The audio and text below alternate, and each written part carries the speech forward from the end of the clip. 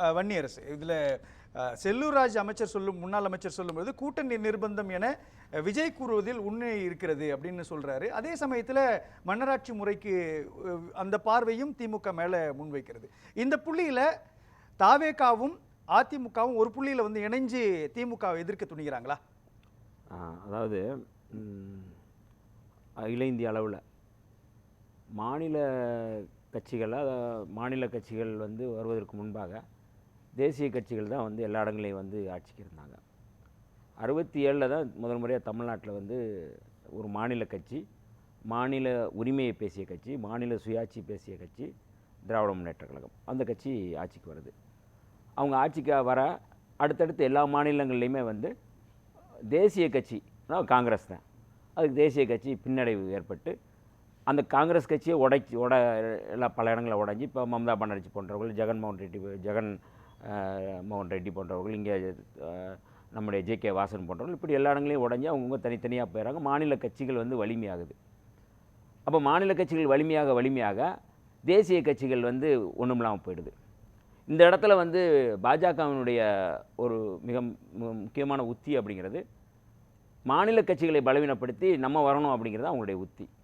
அப்போ எல்லா மாநிலங்களும் என்ன பண்ணுறாங்கன்னா மாநில கட்சிகளை உடைப்பது.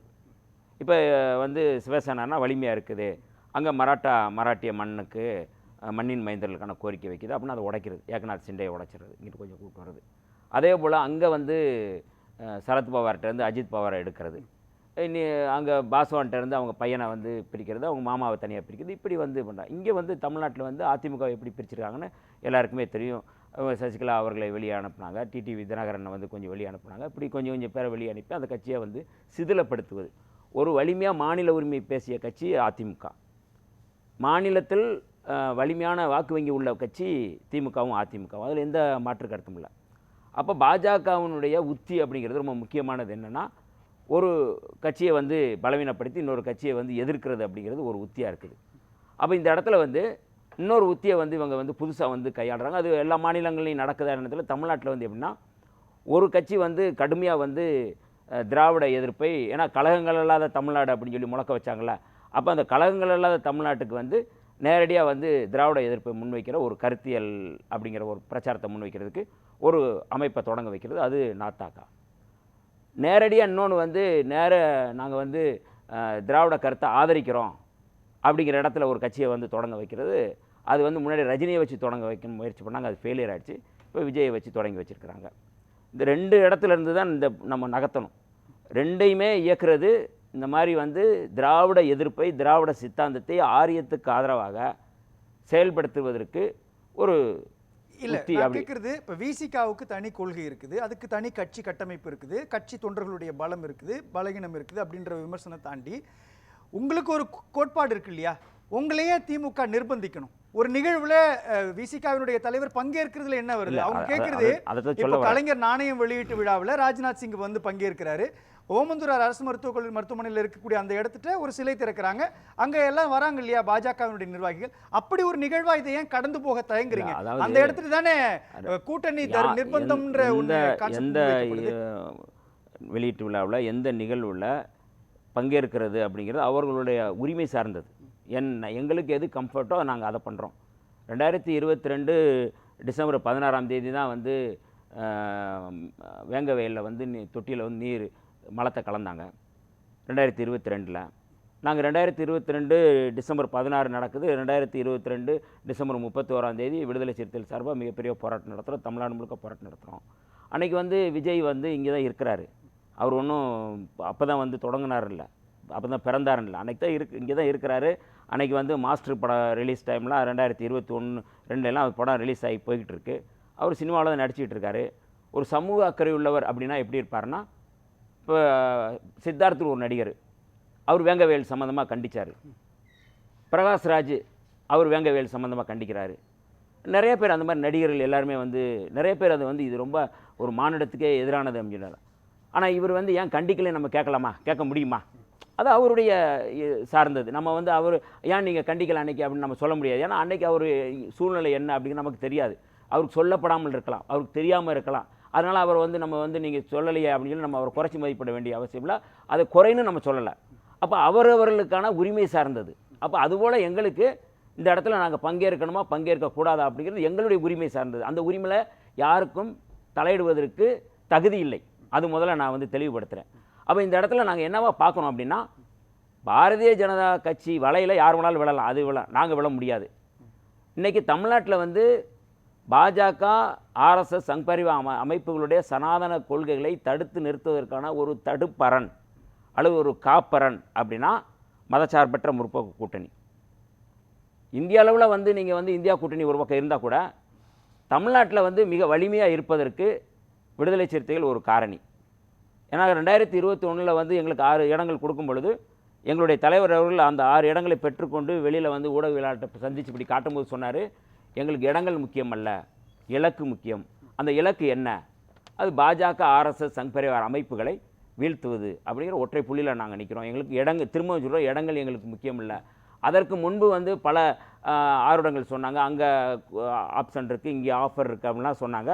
எங்களுக்கு எந்த ஆஃபரும் வேணாம், எந்த ஆப்ஷன் வேணாம், நாங்கள் வந்து இந்த கூட்டணியில் வலிமையாக இருக்கணும் அப்படிங்கிற இடத்துல நாங்கள் வந்து நிற்கிறோம். அப்போ இது எல்லாம் சுற்றி பார்க்கும் பொழுது இன்றைக்கி வந்து இந்திய அளவில் ஒரு வலிமையாக சனாதன கும்பலை எதிர்க்கக்கூடிய, சனாதன சக்திகளை எதிர்க்கக்கூடிய ஒரு அரும்பெரும் கூட்டணி திராவிட முன்னேற்ற கழகத்தின். நீங்க சொல்ற மாதிரி இந்திய அரசியல்ல இன்னைக்கு ராம்தாஸ் அத்வாலே இருக்கிறாரு, அவர் பாஜக கூட போயிருக்கிறாரு. ராம்விலாஸ் பாஸ்வானும் பாஜக கூட போயிட்டாரு. அவருடைய மகன் உட்பட எல்லாருமே பாஜக கூட இருக்கிறப்போ அக்ரெசிவான பாஜக ஆர்எஸ்எஸ் எதிர்ப்பை முன்வைக்கக்கூடிய திருமாவளவனை பார்த்து ஏன் இந்த கேள்வி திரும்ப திரும்ப கேட்கப்படுது? இந்த புள்ளியில விஜயும் அதிமுகவும் ஒரு இடத்துல இணைந்து கேள்வி கேட்கிறாங்க இல்லையா? இதை எப்படி புரிஞ்சுக்கலாம்? அதுதான் சொல்றேன் நான். நீங்க இணைந்துன்னு சொல்றீங்கல்ல, அந்த இணைவு வந்து நீங்க வந்து இந்த அணியை வந்து வீழ்த்துவதற்கு, அதான் இன்றைக்கி எங்களுடைய தலைவர் எழுச்சி தமிழர் அவர்கள் மதுரையில் நடந்த ஊடகவியலாளர் சந்திப்பில் விடுதலை சிறுத்தைகளை குறிவைப்பது என்பது இந்த கூட்டணியை குறிவைப்பது, இந்த கூட்டணியை பலவீனப்படுத்துவது, இந்த கூட்டணியை பலவீனப்படுத்தி எங்களை வந்து நீங்கள் வந்து காயின் பண்ணுறது மூலமாக நாங்கள் வந்து அங்கேருந்து வெளியே இழுத்துட்டோம்னா, ஏன்னா 2016 திராவிட முன்னேற்ற கழகம் வந்து தோல்வி ஆட்சிக்கு வர முடியாததுக்கு காரணமே வந்து மக்கள் நல கூட்டணி தான். நாங்கள் வந்து கட்டமைச்சது, அது எல்லாருக்குமே தெரிஞ்சது. நாங்கள் அதை வந்து ஒரு ஸ்ட்ராட்டஜியாக சொல்லலை, நான் யதார்த்தமாக நான் சொல்கிறேன் நான். அப்போ இது எல்லாமே ஒரு படிப்பினையாக இருக்குது. அப்போ ஒரு அணி வந்து நீங்கள் வந்து வலிமையாக இருந்தால் தான் அது வந்து ஆட்சிக்கு வர முடியும். அந்த இடத்துல இருந்து நாங்கள் வந்து கட்டாயம் வந்து இந்த அணி வந்து வலிமையாக இருக்க வேண்டியது, எந்த ஊசலாட்டமும் தேவையில்லை. இந்த சர்ச்சைக்கு வெளியில் இருக்கவங்க வித்துடல இல்லையா? உங்களுடைய கட்சியினுடைய நிர்வாகிகள் தானே வித்துடுறாங்க. இந்த கூட்டத்தில் பங்கேற்கிறது பங்கேற்காமல் இருக்கிறது உங்களுடைய கட்சி சம்பந்தப்பட்ட தனிப்பட்ட விஷயம், கட்சி அமைப்பு சார்ந்த முடிவுகள் சம்பந்தப்பட்ட விஷயம். ஆனால் கட்சியுடைய தலைவர் பங்கேற்காத ஒரு கூட்டத்தில் கட்சியினுடைய துணை பொதுச் செயலாளர் பங்கேற்று சர்ச்சைக்குரிய வகையில் பேசுறாரு அப்படின்றா சர்ச்சைக்கு வித்துடுறது நீங்க தான், விளக்கம் அளிக்கிறது நீங்க தான், கூட்டணி சிக்கல் இருக்குதுன்றத உளப்படுத்துறது நீங்கன்ற ஒரு பார்வை இல்லையா? அதைத்தான் எங்க தலைவர் வந்து முன்னுக்கு அன்னைக்கே வந்து ஒரு நீண்ட கடிதம் எழுதினார், ஒரு 8 பக்க அளவு. அது நீங்க அந்த கடிதத்தை படிச்சவங்க யாருக்குமே அது வந்து புரியும். தாய் சொல் 6 அப்படிங்கிற தலைப்பில் வந்து யாதும் உணர்ந்தே தவிர்த்தோம், பகை சூது அறிந்தே தகர்த்தோம். இந்த 2 சொல்லாடல் ரொம்ப முக்கியம். அப்போ நாங்கள் வந்து எப்போவுமே தொலைநோக்கு பார்வையோட, எங்களுக்கு ஒரு கொள்கை இருக்குது அப்படின்னா, விடுதலை சிறுத்தைகள் கொள்கை என்ன அப்படின்னா கடகடை நாங்கள் சொல்லுவோம், கண்ணை மூடிட்டு சொல்லுவோம். சாதி ஒழிப்பு, தமிழ் தேசியம், பெண் விடுதலை, வர்க்கபேத ஒழிப்பு, ஏகாதிபத்திய எதிர்ப்பு, இது 5 கொள்கைகள். இந்த கொள்கைகளை நடைமுறைப்படுத்துறதுக்கு விடுதலை சிறுத்தைகள் நாங்கள் வந்து கட்சியை நடத்துகிறோம். இப்போ விஜய் வந்து கட்சி ஆரம்பிச்சிருக்காருன்னா என்ன கொள்கைன்னு சொன்னீங்கன்னா அவர் சொல்லுவாரா? வரிசையாக சொல்ல முடியுமா? என்னென்ன கொள்கை அப்படின்னு சொல்ல முடியாது. தீர்மானத்தில் சொல்லியிருக்காங்க இல்லையா? கொள்கை வேறு தீர்மானம் வேறுங்க. இல்லை, தீர்மானத்திலே கொள்கையை சொல்லிட்டாங்க. அதுதான் கொள்கை சொல்லுங்களேன். ஒரு என்னென்ன கொள்கைன்னு சொல்லுங்களேன், நான் அமைதியாக இருக்கிறேன். சமூக நீதி, மதச்சார்பற்ற சமூக நீதி தான் எங்களோட கொள்கை. மதச்சார்பற்ற சமூக நீதி தான் எங்களோட கொள்கை. திரும்ப சொல்கிறேன், பல முறை சொல்லியிருக்கோம். செக்குலர் சோஷியல் ஜஸ்டிஸ் தான் எங்களோட கொள்கை. இல்லை, நீங்கள் அதை வந்து ஒரு கொள்கை அப்படின்னா நீங்கள் மதச்சார்பற்ற சமூக நீதி அப்படின்னு நீங்கள் வந்து சொல்கிறீங்க. மதச்சார்பற்ற சமூக நீதி அப்படின்னு சொல்லிட்டு நீங்கள் வந்து மதவாதம், அது வந்து நீங்கள் வந்து அதில் வந்து நீங்கள் வந்து பாயாசம் சொல்லி அந்த மதவாதத்துக்கு ஆதரவாக பேசுறது வந்து எப்படி அந்த வந்து சமூக மதவாதத்துக்கு ஆதரவாக பேசுறது? இருங்க நான் நீங்கள் பேசும்போது ஒரு வார்த்தை கூட நான் குறுக்கிடலை, நான் பேசி முடிச்சிடுறேன். அப்போ இந்த இடத்துல வந்து என்னென்னா, குறிப்பாக வந்து 4 வர்ணங்களை நானே படைத்தேன். யார் சொல்கிறது? கிருஷ்ண பரமாத்மான்னு சொல்லி அவங்க பரமாத்மான்னு சொல்கிறாங்க. அவர் வந்து பகவத்கீதையில் சொன்னதாக சொல்கிறாங்க. அது வந்து 4 வர்ணங்களை படைத்தேன். 4 வர்ணங்களுக்குள்ள 4000 ஜாதி இருக்குது. அந்த 4000 ஜாதியை பாதுகாப்பது தான் இந்து மதம். அந்த இந்து மதத்தினுடைய அடையாளம் தான் இன்றைக்கி வந்து பகவத்கீதைன்னு சொல்லி அவங்க பகவத்கீதையை வந்து நிறுத்துகிறாங்க. அந்த பகவத்கீதை வந்து பைத்தியக்காரருடைய உளறல் அப்படின்னு சொல்லி புரட்சியாளர் அம்பேத்கர் சொல்கிறாரு. நீ ரெண்டையும் ஒரு தட்டில் வைக்கிறது இல்லை இருக்குல்ல, இது எப்படி வந்து ஒரு ஒரு சமூக நீதி பார்வையாக? நீங்கள் இதை முன்வைக்கிறீங்க. ஆனால் சனாதன எதிர்ப்பு, ஆர்எஸ்எஸ் எதிர்ப்புன்றதை பிரதானமாக திரு வன்னியரசும் பேசுகிறாரு, விசிகாவினுடைய தலைவர் தொல் திருமாவளவன் இப்போ எம்பியும் பேசுகிறாரு இல்லைங்களா? ஆனால் ஆதவ அர்ஜுனா அங்கே வந்து மேடையில் பேசுகிறப்ப என்ன சொன்னாங்க?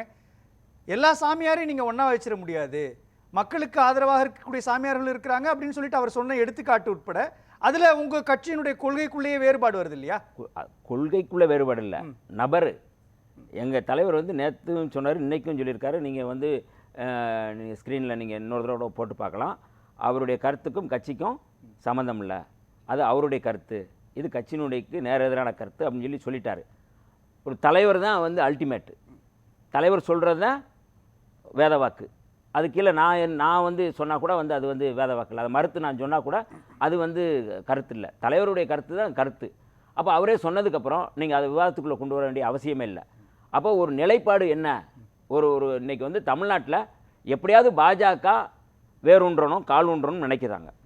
அதற்கு வந்து கட்சிகளை வந்து அவங்களே கட்சியை உருவாக்குறாங்க, கட்சியை வந்து அவங்களே வந்து நடத்துங்கன்றாங்க. ஏன்னா இப்போ தாவேகாவினுடைய அந்த முதல் மாநாட்டிலேயே பேசும்பொழுது என்ன சொல்கிறாங்க, கூட்டாட்சி, அதாவது கூட்டணி கட்சிகளுக்கு ஆட்சியில் பங்களிப்பு அப்படின்ற ஒரு விஷயத்தை விசிகா தொடர்ச்சியாக பேசிட்டு வரப்போ அந்த இடத்துல விசிகாவினுடைய பங்களிப்பு அவங்க விரும்புகிறாங்களான்ற ஒரு பார்வை. இன்னொரு பக்கம் விசிகா அதிமுக கூட்டணி அப்படின்ற ஒரு பேச்சும் அரசியல் களத்தில் எழுதுகிறப்போ இந்த புள்ளி விசிகா தாவேகாவுக்கும் அதிமுகவுக்கும் பிடி கொடுக்காதப்போ அவங்க மேலே விமர்சனத்தை உள்ளாக்குறாங்கன்னு எடுத்துக்கலாம். அந்த அந்த அந்த அந்த காழ்ப்புணர்ச்சி இருக்குது அப்படின்னு நான் வந்து வெளிப்படையாக நாங்கள் வந்து சொல்லலை, மக்கள் புரிஞ்சுக்கிடுவாங்க. அவங்களுடைய அஜெண்டாவுக்கு விடுதலை சிறுத்தைகள் உடன்படலைங்கிறதுனால இந்த மாதிரி வந்து அவதூறை பரப்புறது இருக்குல்ல, இந்த மாதிரியான போக்கு தொடருது. ஒருத்தர் வந்து ஒருத்தர் சட்டமன்ற உறுப்பினராக இருக்கார், அவர் பிள்ளையும் வந்து சட்டமன்ற உறுப்பினராக வர்றாங்க அப்படின்னா அது கொடுக்கறது எடுக்கிறது அப்படிங்கிறது மக்கள் வந்து தீர்மானிப்பாங்க. நீ வந்து வாக்களிக்கிறது வாக்களிக்காது அவங்க தான் தீர்மானிப்பாங்க. அப்படி வந்து இருக்கிற ஒரு மக்களால் தேர்ந்தெடுக்கப்பட்ட ஒரு அரசை நீங்கள் மக்கள் அரசு இல்லாமல் அது மன்னர் அரசுன்னு மன்னர் ஆட்சின்னு சொல்லும்போது மக்களாட்சி தத்துவத்தை அது வந்து கொச்சைப்படுத்துகிறது. அது மக்களாட்சி தத்துவம் குறித்து புரிதல் இல்லாமல் பேசுறது இல்லை. சனாதன எதிர்ப்பில் இது வராதான்னு கேட்குறாங்க. இப்போ கட்சியையோ அல்லது ஆட்சியையோ ஒரு குறிப்பிட்ட நபர்களுடைய கண்ட்ரோலில் இருக்குது அப்படின்ற ஒரு விமர்சனத்தை தானே விஜய் முன்வைக்கிறார். இல்லை, இது நீங்கள் அதுதான் சனாதனம் குறித்த பார்வை இல்லாமல், சனாதனம் குறித்த பாதிப்பு இல்லாமல், சனாதனத்தால் பாதிக்கப்படாதனால இதை சொல்கிறாங்க. நீங்கள் சனாதனத்தும்னா என்ன? நீங்கள் வந்து இன்னைக்கு தெருவுக்குள்ளே நடக்க முடியல, கோயிலுக்குள்ளே போக முடியல, கருவறைக்குள்ளே போக முடியல, அந்த கருவறைக்குள்ளே போகணும் அப்படின்னு சொன்ன இயக்கம் திராவிட இயக்கம்.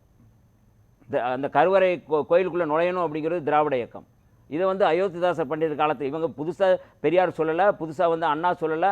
அதற்கு முன்னாடி எங்களுடைய மூதாதையர் வந்து அயோத்திதாசர் பண்டிதர் சொல்லிட்டாரு. நீங்கள் வந்து திராவிடர் அப்படிங்கிற அந்த கருத்தியில் அப்பயே சொல்லிட்டாரு. அந்த கருத்தியிலிருந்து தொடர்ச்சி தான் இது. ரெட்டமலை சீனிவாசன் எல்லோரும் சொன்ன கருத்தியில் இவங்க சொல்கிறாங்க, புதுசு இல்லை. அப்போ இன்றைக்கி வந்து திராவிட கருத்தியலை எதிர்க்கிறவங்க எப்படின்னா பெரியாரை எதிர்க்கணும் அப்படிங்கிற மையத்தில் மட்டும்தான் சொல்கிறாங்க. விடுதலை சிறுத்தைகள் எப்படி பார்க்குறோம்னா ஒரு தொலைநோக்கு பார்வையோடு பார்க்குறோம். இன்றைக்கி தமிழ்நாட்டினுடைய பாதுகாப்பு அரண் அப்படின்னா திமுக இன்றைக்கி வந்து வலிமையாக இருக்கிறதுனால தான் இன்றைக்கி உரிமையை வந்து பாதுகாத்துக்கிட்டு இருக்கிறோம். நீங்கள் வந்து பார்லிமெண்ட்டில் வந்து 370 ரத்து பண்ணுறாங்க. அதெல்லாம் அதிமுகலேருந்து எல்லாருமே ஆதரவு தான் தெரிவித்தாங்க. குடியுரிமை திருத்த சட்டம் இன்றைக்கி வந்து நடைமுறையில் இருக்குன்னா அதிமுக ஆதரவு தெரிவித்தது. முத்தலாக் சட்டம் இன்றைக்கி நடைமுறையில் இருக்குன்னா அதிமுக ஆதரவு தெரிவித்தது. வேளாண் திருத்த சட்டம் வந்து நடைமுறையில் இருக்குன்னா அதிமுக ஆதரவு தெரிவித்தது. நீங்கள் டெல்லியினுடைய வந்து டெல்லி சீர்திருத்த மசோதா இன்றைக்கி வந்து நடைமுறையில் இருக்குன்னா அதுக்கு வந்து அதிமுக ஆதரவு தெரிவித்தது. அப்போ ஒட்டுமொத்தமாக வந்து ஒரு மாநில உரிமையை பேசக்கூடிய கட்சி அதிமுக, ஆனால் மாநில உரிமைகளுக்கு எதிராக இருக்குது அப்படிங்கிறது எல்லாருக்குமே தெரிஞ்சது. அப்போ இந்த இந்த இந்த பின்னணி, இந்த சூழலிருந்து நம்ம பார்க்கும் பொழுது வெளிப்படையாக தமிழ்நாட்டில் எப்படியாவது ஒரு குழப்பம் விளைவிக்கணும் அப்படிங்கிற அடிப்படையில் இன்னும் இது மாதிரி விஜய் மாதிரி இன்னும் பல்வேறு கட்சிகளை உருவாக்குவாங்க, பல்வேறு கட்சிகளை தொடங்குவாங்க. அதனால் அந்த அடிப்படையில் தான் நம்ம வந்து பார்க்கணும். அதாவது புதுசாக வந்து கட்சி ஆரம்பித்து கடந்த காலங்களில் சம்பவங்களை சொல்லும் பொழுது அது அந்த தரவு சரியாக இருக்கணும் நான் நம்புகிறேன். உறுதியாக நான் உங்களுக்கு டேட்டாவோட எடுத்துறேன். சொல்லி முடித்தேன், நீங்கள் பேசுனீங்கல்ல, நான் பேசி முடிச்சிடறேன். நீங்கள் சொன்ன 2003 அப்படிங்கிறது வந்து இல்லீகல் மைக்ரண்ட்ஸ்னு சொல்கிறாங்க. வங்கதேசத்திலிருந்து வர்றவர்களை தடுப்பதற்காக வடகிழக்கு மாநிலங்களில் வந்து ஊடுருவல் இருக்குது அப்படிங்கிறனால சொன்னது ஒழிய ரிலீஜியஸாக சொல்லலை. ரொம்ப ரொம்ப முக்கியமானது ரிலீஜியஸாக இன்றைக்கி இன்றைக்கி சட்டமாக்கப்பட்டிருக்கு. சட்டமாக்கப்பட்டதில் என்ன சொல்கிறாங்க, நீங்கள் வந்து மியான்மர்லேருந்து வர்ற ரோஹிங்கியா முஸ்லீம்களோ இல்லை நீங்கள் வந்து மற்ற ஆப்கானிஸ்தான்லேருந்து வர முஸ்லீம்களோ இல்லை இங்கே ஈழத்திலிருந்து வர்ற தமிழர்களோ இங்கே வர முடியாது அப்படிங்கிறது மத ரீதியாக இன ரீதியாக சொல்கிறதுக்கும் அதுக்கு வித்தியாசம் இருக்குது. அதனால் வந்து அதை முதல்ல தெரிஞ்சுக்கிட்டு பேசணும் அப்படிங்கிறது ஒன்று. ரெண்டாவது ரொம்ப முக்கியமாக நான் என்ன சொல்கிறேன் அப்படின்னா, நீங்கள் வந்து திமுக எதிர்ப்பு அப்படிங்கிறது நீங்கள் அது ஒன்றும் எங்களுக்கு பிரச்சனை இல்லை. திமுக நீங்கள் எதிருங்க, அது வந்து உங்களுடைய அது என்ன கொடுக்கப்பட்ட அஜெண்டாவோ அந்த அஜெண்டா படி நீங்கள் பேசுகிறீங்க, அது பிரச்சனை இல்லை. விடுதலை சிறுத்தைகளை நீங்கள் வந்து சொல்லும்போது நீங்கள் கொடியேற்ற விடலை, அங்கே பிரச்சனை இருக்குது அப்படின்னு சொன்னால், கொடியேற்ற விடாதது வந்து ஒரு சமூக கட்டமைப்பினுடைய சமூக பிரச்சனை. அது சமூக பிரச்சனை. அது வந்து நீங்கள் வந்து அங்கே திமுக எங்களுக்கு எதிர்ப்பு தெரிவிக்கலை, திமுக எதிர்ப்பு தெரிவிக்கலை. இருங்க, நான் சொல்லி முடிக்கிறையா? அவசரம் சொல்லுங்க சொல்லுங்க சொல்லுங்க, பதற்றப்படாதீங்க. நீங்க பதட்டப்படாதீங்க, நான் சொல்லி முடிச்சிடறேன். தரவுகள் அடிப்படையில் பேச. அப்போ இந்த பின்னணியிலேருந்து பார்க்கும்பொழுது ஒரு கட்சியினுடைய கொடி வந்து ஏற்ற விடலை அப்படின்னா அந்த ஏற்ற விடாததுக்கு காரணம் வந்து சமூக கட்டமைப்பு தான், ஜாதிய கட்டமைப்பு தான். இங்கே இருக்கிற சாதி அவலம் தான். அதுக்கு சேர்ந்து எல்லோரும் போராடணும்.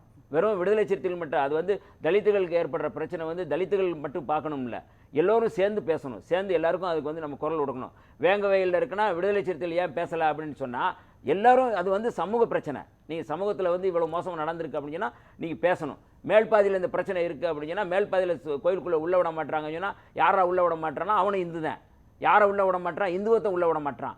ஏன் நீங்கள் உள்ளே விட மாட்டீங்க அப்படின்னு சொல்லி கேட்கணும். அப்போ எல்லோரும் கேட்கும்போது அந்த பிரச்சனை மாறும். இது வந்து இவங்க மட்டும்தான் கேட்பாங்க, அது விடுதலை சிறுத்தைகளுக்கான பிரச்சனை அப்படின்னு சொல்லி நீங்கள் தள்ளி விட்டீங்கன்னா எப்படி இந்த சமூகத்தில் மாற்றம் வரும்? அப்போ இந்த மாற்றத்தை உருவாக்க எல்லோரும் சேர்ந்து பண்ணணும் சமூக களத்தில் வந்து. அப்போ அந்த களத்தை வந்து நீங்கள் வந்து இழந்துக்கிட்டு நீங்கள் வெறுமனே வந்து திமுக எதிர்ப்பை முன்வைக்கிறது அப்படிங்கிறது ஒரு அரசியல் நோக்கம். பேசலாம்.